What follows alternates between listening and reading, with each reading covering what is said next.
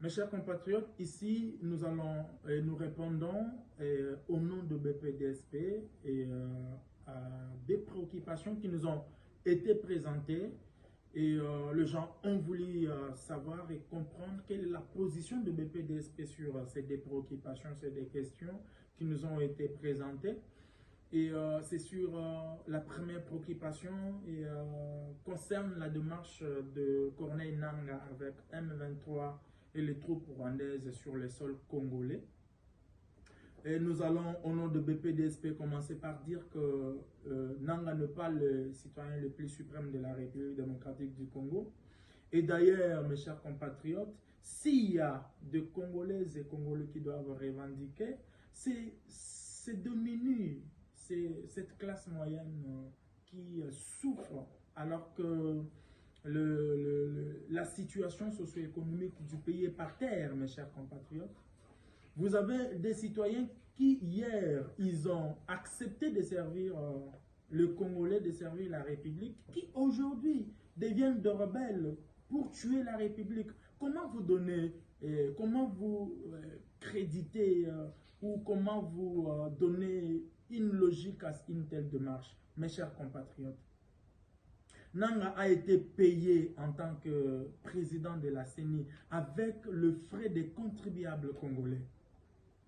Mais c'est le même contribuable congolais que Nangaa aujourd'hui, au nom de quelconque revendication, est en train de tuer. Nangaa tue les Congolais. Nous avons un bilan fait aujourd'hui par l'ONU de à peu près environ 3000 morts. Mais ce sont ces contribuables congolais qui ont payé Nangaa hier en tant que président de la CENI. Mes chers compatriotes, comment vous donnez une logique à une telle démarche?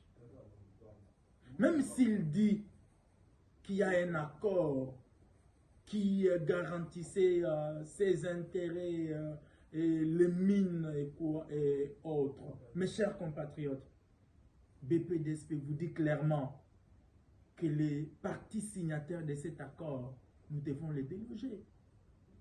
Nous devons les faire quitter du pouvoir. Parce qu'il y a les accords qui sont signés dans ce pays au détriment de notre peuple. Donc, Nangaa est en train de vouloir défendre ses intérêts et non les intérêts de la République. Même alors, s'il y a eu l'accord entre Nangaa et le pouvoir, cet accord profite quoi à notre peuple? C'est pour ça que nous sommes en train de dire clairement s'il y a un accord, que ce soit celui qui a apporté l'accord et celui qui a signé l'accord, et tous, ils ont trahi la République. Ils ont trahi les Congolais. Et l'histoire retiendra qu'environ 3000 Congolais sont tombés à cause, au nom des accords, pour sauvegarder les intérêts de quelques individus et non les intérêts de la République, si tel accord existe, bien sûr. Donc, nous n'accordons pas de crédit de la place à une telle démarche qui vise à déstabiliser